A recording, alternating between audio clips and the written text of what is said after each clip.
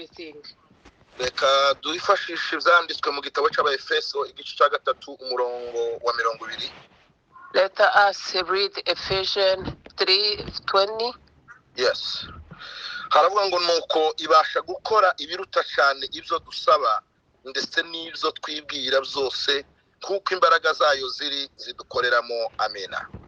Amen. He said, is he able to do more than abundant the power work in us? Amen. Imana yacu ni Imana y'imbaraga. Our God is a powerful God. Icya kabiri, Imana yacu ni Imana izivuga. Second of all, is God who speak. Imana yacu izivuga kandi ibyo yavuze biza bisohora. And the God what speak and what he said is fulfilled. Ibyo Imana yavuze biza biba. What God he said, it happened. Mu bihumbi 2000 nari mu masengesho nimubaza Imana ubuzima bwanje buzagenda gute. In 2000, he was in a prayer asking God how his life is going to be. Imana imbwira amagambo menshi ariko impereza indirimbo zibiri. God, he said many things, but he gave him 2 songs. Indirimbo zibiri, imwe muri yo kovu n'indi yo gushimisha. One in Swahili, other one is a song of praise. Ndaza kuvuga indirimbo imwe muri ubwo buhamya bwanje. He's going to say one song in that his testimony. Iyo ndirimbo irafasha cyane, numva inyinjiza mu mbaraga n'uburyo bw'umwuka.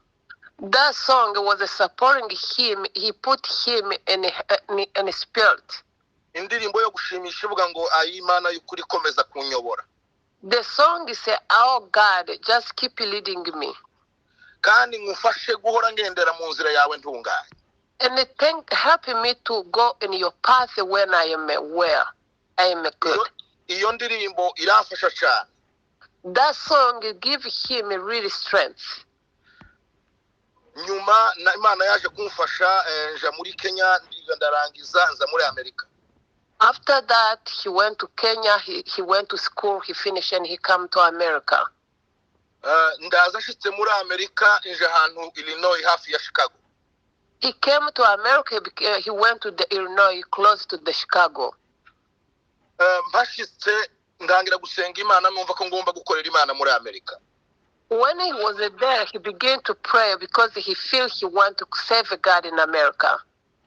Bukeye ku itariki mu kwezi kwa 11 itariki 24/2011 nari ngiye Ohio mu ivuga butumwa, umwuka wera arambwira ngo nzaze muri Indiana ariko nzakorera umurimo w'Imana.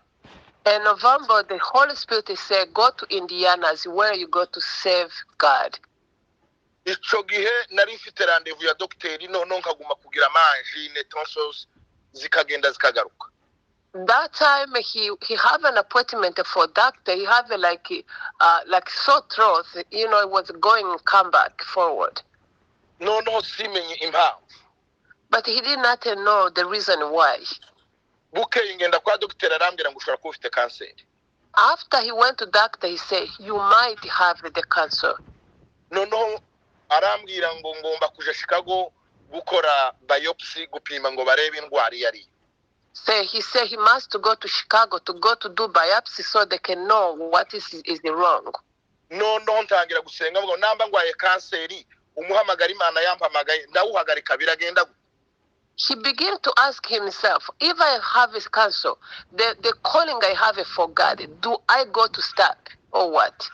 Buriya hari ibyo tugomba gutekereza tugatekereza n'ibyo Imana hayidutekereza.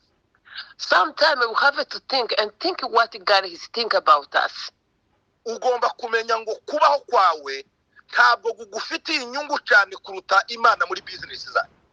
You have to know your life is not important to you more than the business God have for you. Kuko kubaho kwanje ntabwo Musinga ari ufite inyungu cyane kuruta Imana. Is not him Musinga who's benefits his life more than God. Nambi Imana ifite inyungu kuri wewe muri business yawe nihaye yunguka.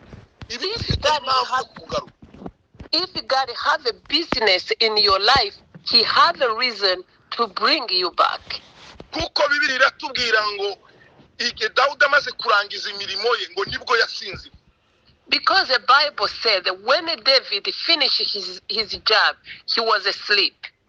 hari umuntu wanditse aravuga ngo ntabwo hazapfa umuntu ngo hazapfa igihe.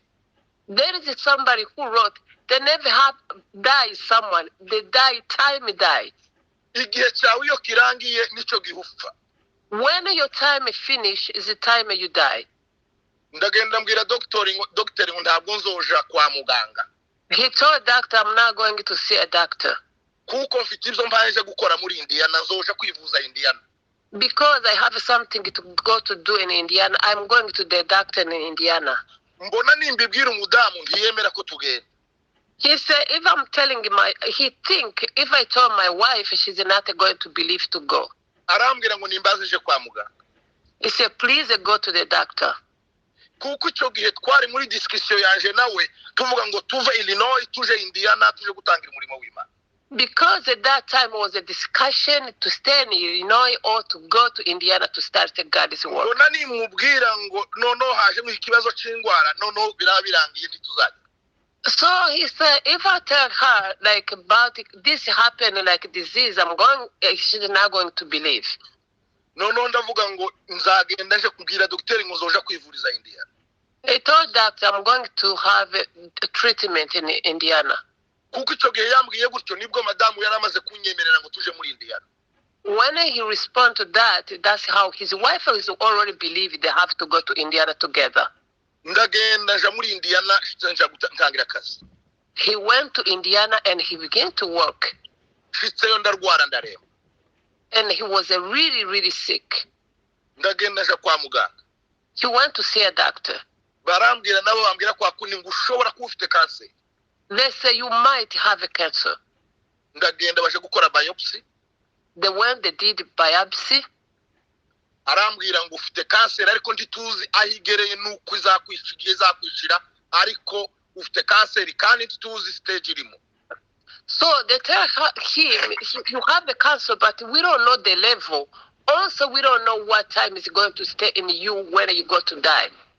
Ndagenda barapima barambwira ngo ufite kanseri, tugomba gukora ikindi gipimo cya nyuma tukamenya urwego irimo, tukamenya ko tuzayivura igakira cyangwa ko tugusezera ugenda uje gupfa. So he said remaining one to test if to find out what is the level, if he's able to be treated or not. Barambwira ngo kugira ngo tumenye level irimo n'ubuzima bwawe ko bumeze, tugomba gufata umwonko wo mwigufwa tukamenya neza stage iyo kanseri ahigeze.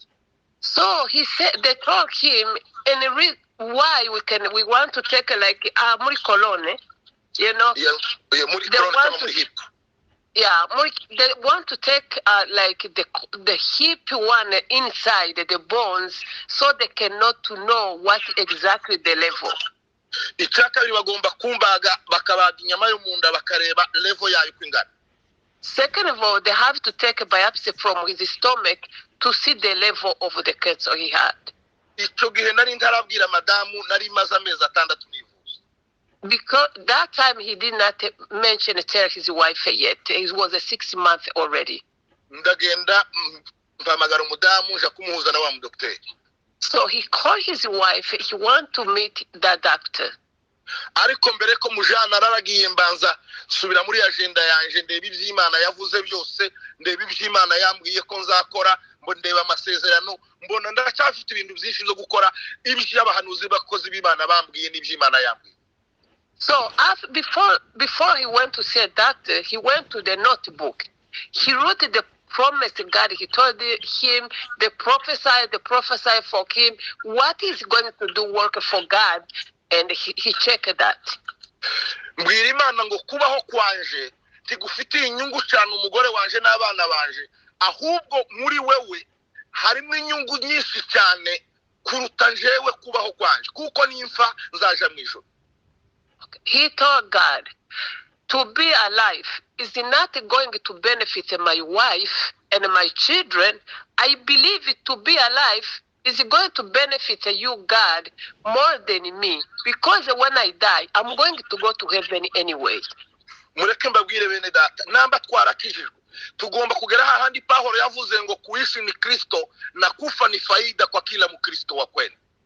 Let me tell you, brethren, to have to say in our life, to live is for Christ, for the really believer. Kuko kubaho ni inyungu z'Imana natwe tugakorera Imana tukiri mu mubiri. To live is God's benefits, so we can serve God when we see in the flesh. Pawulo yaravuze ngo nimfa nzasanga Kristo ni ku nyungu za Kristo ngo kandi nimbaho nzakomeza mvuga ubutumwa bwiza. The Paul, he said, if I die, I'm going to meet Christ, but if I still remaining in the flesh, I will serve him anyway. Kuko namba turiho hari Imana yaturemeye tugomba kuzuza. When we live, there is a reason why God he created us. We have to fulfill. Nibona ko kirangi izadutwara tuje mu ijuru. When he said that is finished, he's going to take us to heaven. Kuko ntabwo badufite bw'urupfu pe. We don't scare death at all. Kuko tuzi iyo tuhaye tuja. Because we know where we're going. Aho Kristo ari niyo tuhaye tuja. Where Christ is going is where we go to be. Kuko aho Kristo Yesu agiye kuja mu ijuru yaravuze ngo aho ngiye murahazi ngiye kubategurira inzira ngo kugira ngo aho nzaja namwe ariyo muzaja. Jesus, before he left the earth, he said, I know where I'm going, you know that, because I'm going to prepare the mansion for you. Pawulo arandika aravuga ngo naho bene data ngo naho twebweho abakijijwe iwacu ni mu ijuru ngo kuko rero dutegereje umukiza wacu ko azaba ngo kandi naza tuzasa nawe kandi tuzamureba uko ari. Amen. He said, Paul, he said, our home is in heaven, is where we're waiting for our Savior will come from. So where he will come, we will be like him, because we will see him exactly the way he is. Kuko ntabwo badufite bwo kumusanga kuko twaramwemeye kandi tuzi ko iyo tuzaje ari heza. We don't have a scare to go to meet him because we know we're going there no matter what. Kuko twebwe hano mu isi si iwacu. This earth is not a home. Yobi we yaravuze ngo tumeze nk'umusirikare ufashe igihe mu ntambara. Yob, he said, we look like military who is in a battle. Arongera aravuga ngo tumeze nk'igicucu kiya gitambuka. Also he said, we look like a shadow passing a shadow. Arongera aravuga ngo tumeze nk'uburabyo bugatambuka. And also he said, it look like a flower, it come in the morning and it just pass. Icyo mpamvu asobanura ntabwo bagurupfu buhari ntabwo. He's trying to explain we are not scared of death. Ariko namba hari umugambi Imana idufiteho. But if God have a plan for us, tugomba kubanza tukawuzuza kubw'inyungu z'Imana natwe. We have to fulfill that because for God's benefits. Kandi igomba kuturindikana dukiza kubw'inyungu z'ubwami bwayo. She have to protect us and heal us because for his benefit of his kingdom. Ndayibwira ngo Mana ibi ngibi ni wowe wabivuze. Rero igihe cyabyo ndikiragera ntabwo ngiye gupfa. Nta urupfu ndiruri hafi. He said, God, this is where you who said, this is not done yet. I'm not going to die. Death is not there yet. Nicaza umudamu wanje ndamubwira ngo tuje kureba muganga wanje. They sit down, he talked to his wife. Okay, let us go to see the doctor. Arambwira ngo tuje kumureba iki ndamubwira ngo yavuze ngo arambaga rero uze tugenda kubwira impamvu. He said he's going to give me surgery. He's going to tell you the reason why. Ngo dushika turicara turi batatu ahantu mukumba. They sit in room, 3 of them. Aramubwira ngo umugabo wawe afite cancer. He told her, your husband, he have a cancer. Arambwira ngo ngwiki ufite cancer. He said, what? Do you have a cancer? Ndamubwira ngo niko doctor yavuze mfite cancer agiye kumbaga. He says, what the doctor say, he's going to give me surgery. Arambaza ngo se kurumva umeze gute. He said, how you feel? Naje ndamubaza ngo wewe kurumva umeze gute. He said, how you feel? Arambwira ngo ndazi uko ameze. He said, I don't know how I feel. Ndamubwira ngo tugomba gukora ikintu kimwe gusa.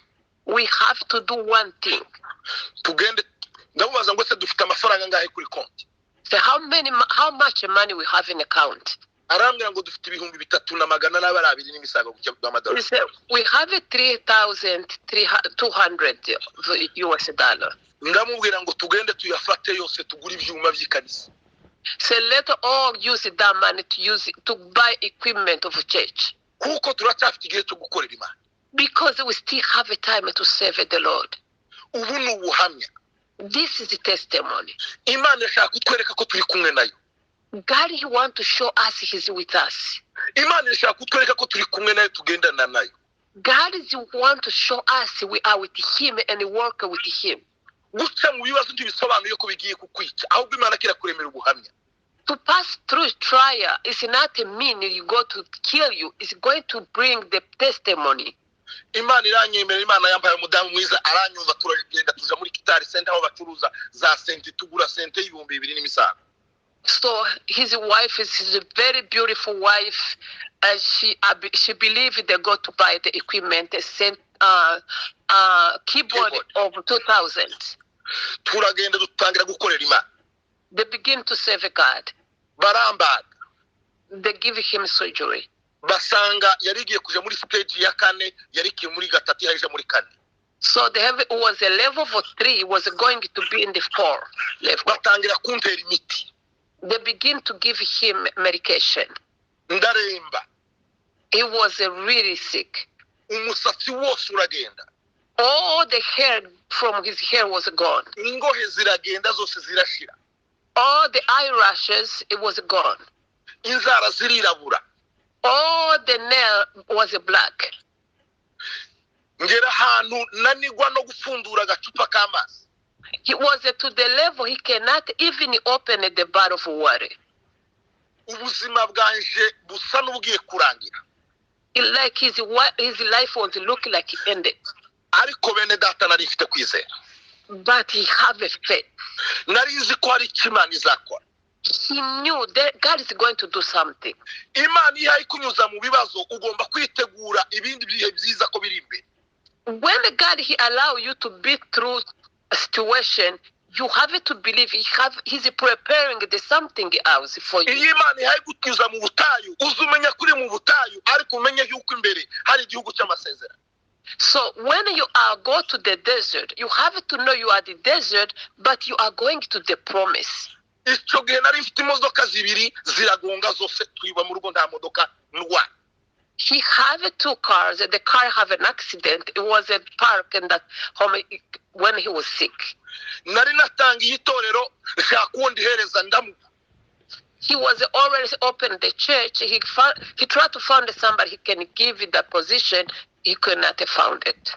Mpamagara abo narizi wa pastor muze mbaye kanisa ndabago. He tried to call other pastors, please, can you take this church and take care of? He could not have found it.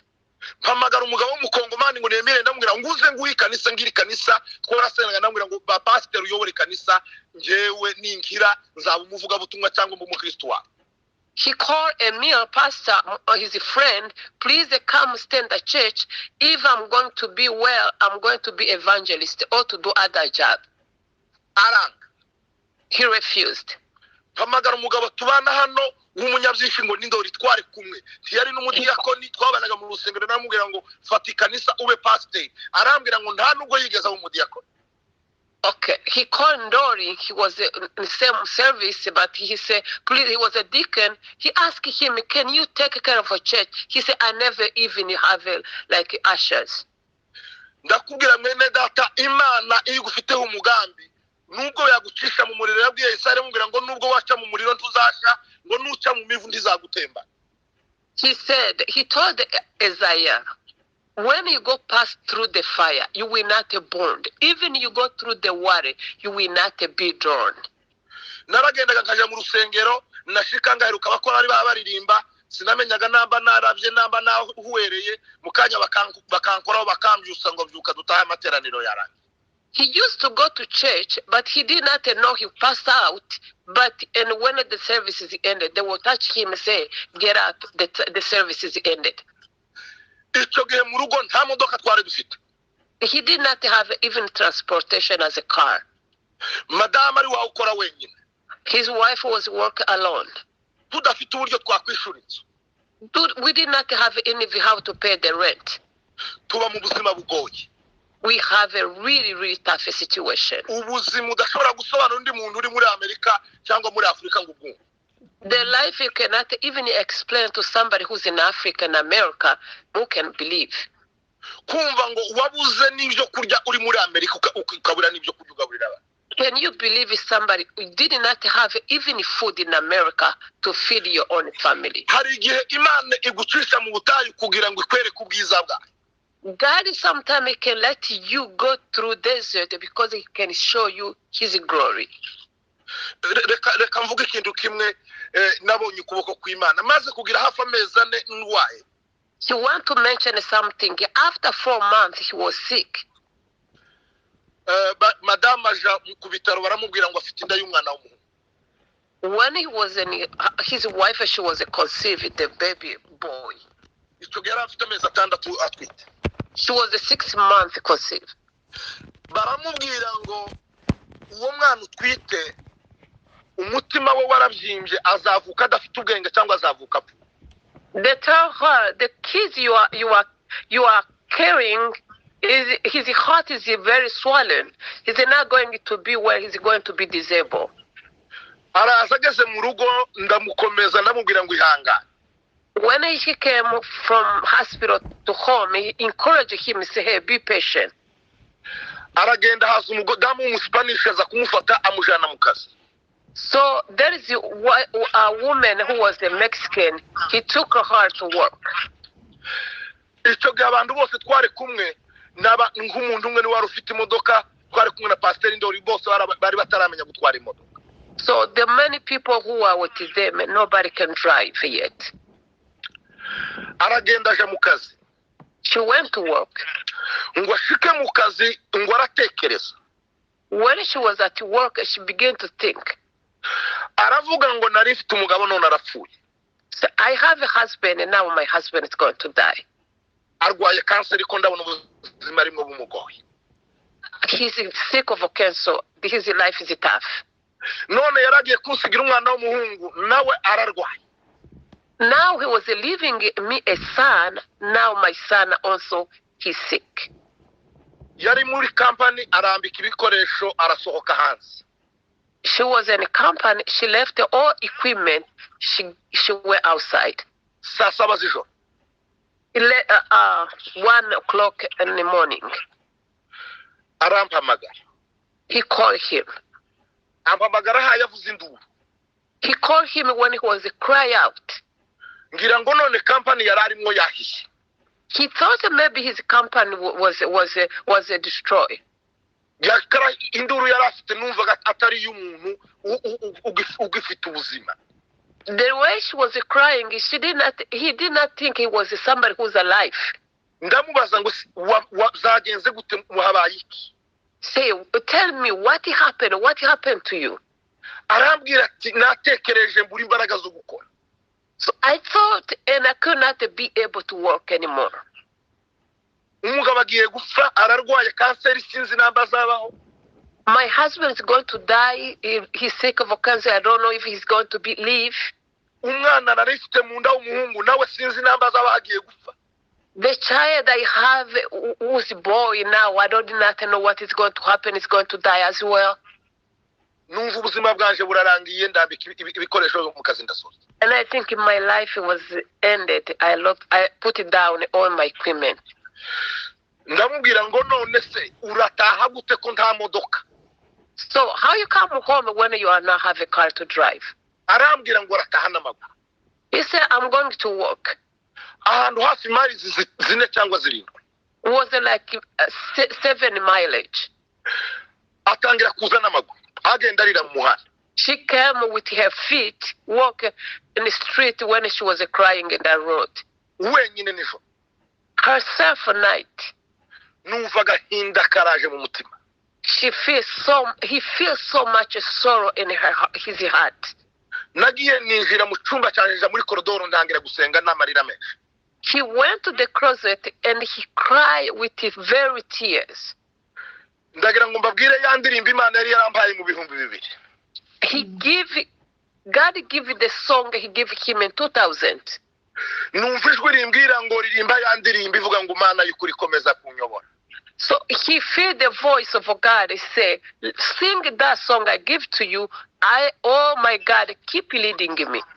ngera ku gitero kivuga ngo ibyiza mbona mu isi ngo nuguhora nizera umwami Yesu ngo no kugendera mu nzira ye ntunganye ngo nawe yemeye kuja ndinda ngo ndetse no kunyobora neza. Hallelujah. No terine dalada. Nawe yemeye kuza ndinda ngo no kunyobora neza.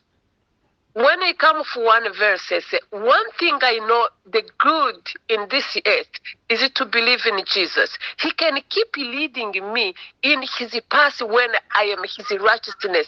And he accepted to take care for me and to lead me in a good way. Numva ijwi rimpumuriza rimbwira ngo uzakira n'uriya mwana azavuka ari muzima mu izina rya Yesu. He felt the voice, he comforted him. He said, you will be healed. Even your son is going to be well. Madama araza ngo ashe ku muryango naramwicaze ku ntebe ndavuga ngo mu izina rya Yesu ntawe uzutanga ubuzima adafite ubuzima.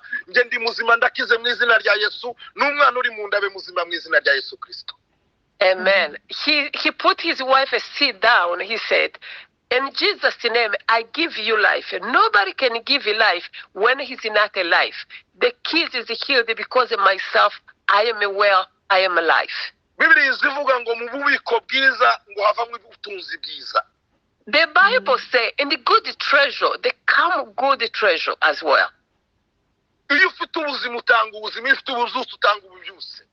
When you have a life, you give life. When you have a revelation, you give a revelation as well. Wasenga ako kanya numva umutima waje uraye muzima ndakize numva ndahumuritse n'agahinda n'ibibazo byose birashize. So they pray together in that moment. He feel like very comfortable. Even his soul was going to go away. He feel like strength. Bwarakeye tuja kwa muganga ngo bapime wa mwana basanga ni muzima mu izina rya Yesu. Imana yakirane. Amen. Next day they went to see a doctor. The kid was good. Ubu nyine ni umusore afite imyaka 10. Now he's 10 years old. Amen. Ni muzima yahise avuka ari umwana muzima udafite indwara nimwe n'ubu nyine ntarwaye ni muzima. The son was very healed. He did not have even any problem. Nyuma y'amezi 3 ngoje kwa muganga barambwira ngo naje ndi muzima kanseri yaragiye. Hallelujah. After 3 months they tell him as well, your cancer is gone, you are cancer free. Iyi Imana yavuze ikintu bene data muze mumenye yuko izigisohoza. When God says something, brethren, you have to know God is going to do it. Mureke dukomere ku Mana kandi tuyize. Let us be strength in our God and trust him. Yesu yaravuze ngo mwizere Imana naje munyize. Jesus, he said, trust God and believe in me as well. Wizere Imana. Believe in God. Abadokteri bari bageze ahantu bambwira ngo ntabwo uzakira. There was a level doctor said you will not be healed. Umunsi nakize nakoze umunsi wo gushima abadokteri baje bose baraza. When he have like a testimony day to rejoice for healing cancer free, all the doctors came. Dokteri wenyine yarambwiye ngo yarafite ubwoba yuko nzamupfira mu biganza akabona ntazaki. Doctor himself, he knew he's going to die in his hands. He knew for sure he will not be healed. Ariko Imana yavuze no kugisohoriza igisohoza. But what God, he says something, he's going to fulfill no matter what. Hari ijambo Maria aganira na marayika yamubwiye Maria yabwiye marayika ngo sibi bizagenda gutya. There is a word when Mary, she have a conversation with the angel. He said, how is it going to happen? Marayika aramubwira ngo umwuka wera azagutwikira imbaraga zizagutwikira. The angel said, the Holy Spirit is going to cover you. Hari imbaraga z'umwuka wera zizazikora ibitangaza zikarema ibitangaza. There is the power of the Holy Spirit to do a miracle and create the miracle. Hari imbaraga z'Imana ziza zihindura amateka zigahindura n'ubuzima bw'umuntu. There is the power of God to change the history and change somebody's life. Hari imbaraga zazuye Yesu n'ubu ziracyabaho. There is the power rose Jesus from the dead is still there. Imbaraga zazuye Lazaro n'ubu ziracyakora zirahari. The power resurrected from the dead is still working until today. hari imbaraga ziza zirema ibitangaza n'ubu zirahari. There is the power create the miracle even now still exist. Imana izivuga namba hari abantu bazapinga ko Imana itazivuga azaza mbaze Imana izivuga. If somebody doubt God doesn't speak, come to ask me, for sure God he speak. Imana yikubwiye ikintu ntukayihe igihe uzareke yonyine izigihe kizasohora. When God says something, please give him time. He's going to know where the time is going to happen. Kuko Imana yacu niyo izi ibihe kuturusha. Because God he know the time more than us. Kandi niyo izi ibidukwiriye mu gihe cyayo. And God is the one who knows what is necessary in our time. Kuko iyo izi biri imbere n'ibizaba ejo niyo ibizi. Because he knew what is ahead of us, what is going to happen tomorrow more than us. Kuko niyo yaturemye kandi niyo ituremera ibihe n'ubuzima. Is the one who created us, is the one who created the time and the life. Imana niyo izi impamvu turi hano ku isi, impamvu tutarapfa tukiriho. There is a God who knew the reason why we still exist in this earth, what we did not die. Ndagira ngo ngusabe mwene data ntugapfishe igihe cyawe ubusa. Please, my brothers, don't spend your time for nothing. Ugomba gukora ibintu bibiri bikomeye. You have to do two things very strong. Ikintu cya mbere ugomba gusenga Imana kandi ukizera Imana. One thing, you have to pray God and trust God. Kuko dufite abantu bazi Imana basenga Imana ariko batizera Imana. There is people who pray God but never trust God. Ukamenya yuko wabwira Imana imeze nk'umuntu wabwira muhagararanye umwuka wera muri kumwe aza kumva kandi agakora. You know 100% you talking to somebody who's with you, who speak to you, who can speak and miracle happen. Tukava mu idini tukaba abakristo ba Kristo. And be from a religion and to be Christ. Tukaba abantu ba Kristo bizera Kristo nk'umwami n'umukiza. Let us be the Christian who believe in Christ. Tukava mu idini tukava kwitwa abakristo ahubwo tukaba abakristo bagendera mu buzima bwa Kristo kandi bizera Kristo ko adukorera ibitangaza. Please let us move from the religion to be a Christian who believe in a miracle and to be really Christian. Icyakabiri tukava mu magambo tukagira ibikorwa bya Kristo binezeza Imana. And please let us move from just talking, let us do work, make God to be happy. Uzukorera Imana utitaye kubyo abantu bavuga nuko batekereza, wewe ahubwo ukora ibinezeza Imana. Please serve God when you don't care what the people speak. Just do something to please God. Ukora ikintu gikora ku mutima w'Imana. Please do something can touch God's heart. Impamvu Imana yongereye Hezekiya indi myaka yo kubaho ni ibikorwa Hezekiya yari yakoze bikora ku mutima w'Imana. The reason why God he added more years for Ezekiel to live is because what he have done and touch God's heart. Imana irashaka ko tuva mu magambo tugashyira mu bikorwa kugira ngo twamamaze ubwami bw'Imana, twagura ubwami bw'Imana. God just want to move from our comfortable zone, just keep talking, let us announce the kingdom of God. Imana irashaka yuko abantu batubona mu Imana. God he want people can see God through us. Niyo mpamvu igomba kuturinda kubw'inyungu zayo kugira ngo twamamaze gukomera kwayo n'ubumana bwayo. That's why he have to protect us for his own benefit, so we can do his kingdom. Umunsi uzabona ko Musinga arangije imirimo yiwe izamuhamagara agenda aje mu ijuru ari kubana. Then he will think Musinga is finished his job. He's going to call him to heaven. Kuko turi hano kubw'inyungu zayo apana kubw'inyungu zayo. Because we are here because his benefit and not for us. Turi hano kugira ngo twamamaze ubwami bw'Imana apana ubwami bwayo. We are here just to announce his kingdom, not our kingdom. Ntabwo dushaka ngo amazina yacu akomere ahubwo tugomba gukomeza Imana. We don't want our name to be known. We want God, his name to be glorified. Numenyekanisha Imana ni wamamaza Imana nayo izakwamamaza. Amen. If we let God, people know God, he's going to announce you as well. Nuyihesha icyubahiro nayo izaguha icyubahiro. If you give him glory, he's going to give you glory. Nuyinezeza izarwana n'abanzi bawe. When you make him happy, he's going to fight your enemy. nizarwana n'indwara zigutera Is the one who's going to fight with the disease attacking you. nizarwana n'abakurwanya Is the one who's going to fight with the people who fight against you. Dawudi yaravuze ngo Uwiteka niwe mwungeri wanje sinzakena. David said, my God is my shepherd, I shall not want. Ngo zandyamisha iruhande rw'amazi ndasuma ngo kansubiza intege mu bugingo bwanjye. Lie me closer to the peaceful water and he put my life in strength. Ngo akanyobora inzira yo gukiranuka kubw'izina rye. He lead me with the righteousness way in his name's sake. Ngo azaduteguriza ameza ngo imbere y'abanzi bacu.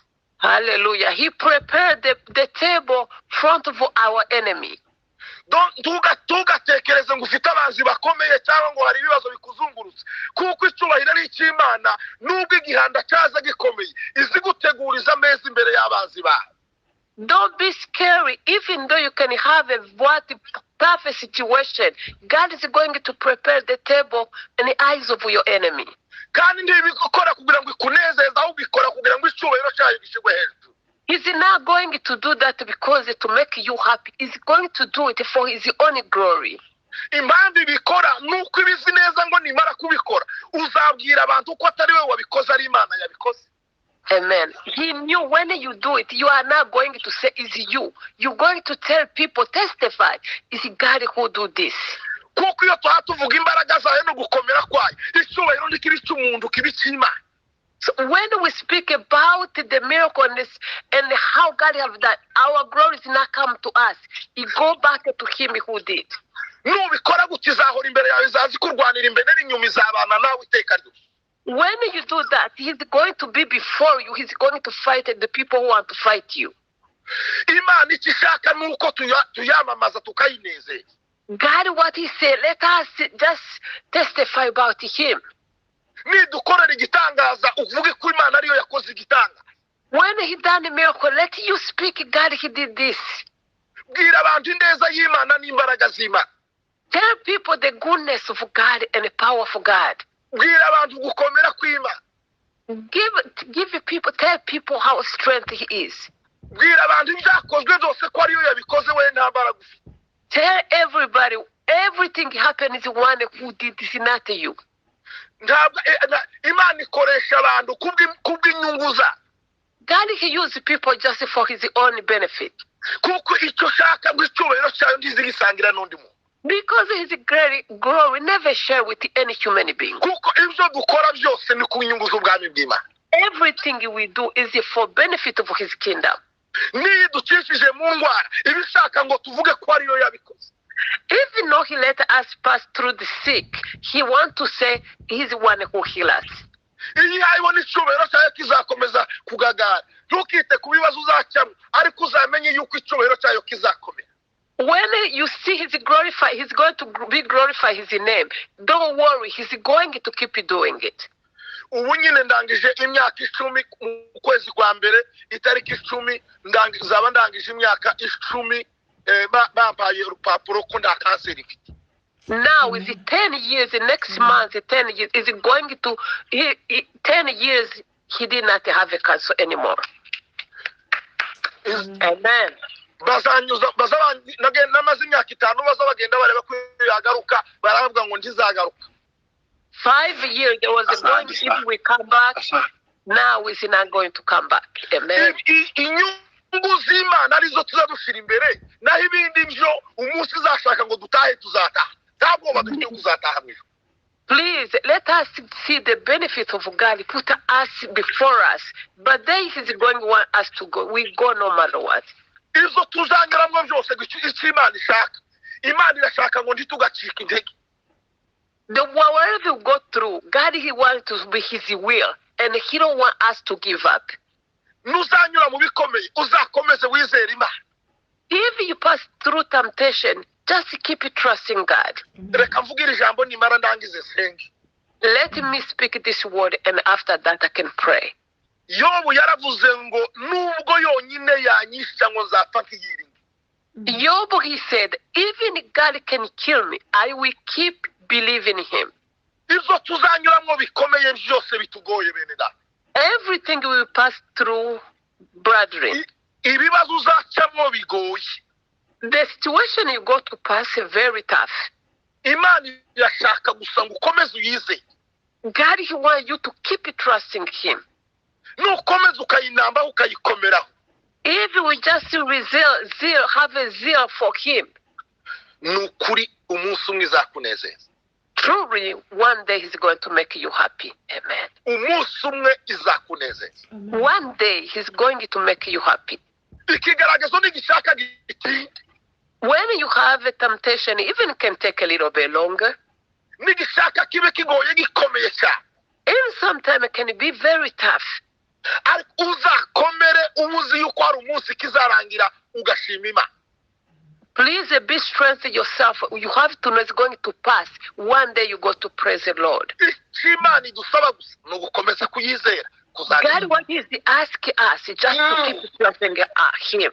Nuko tuzayizera kugeza ku munsi wacu wa nyuma wo kuba. That's why we trust Him until the last day. Let Him pray.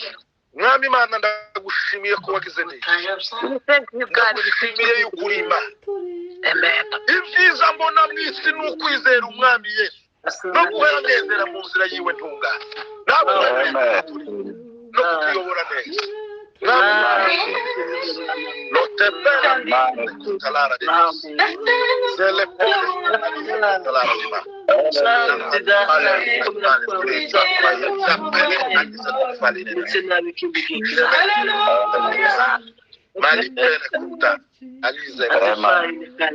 urakoze mwami kugira neza. Ibi byose tuvuze nta muntu nta munyabwenge ahubwo icyubahiro cyawe niwe wabikoze mwami.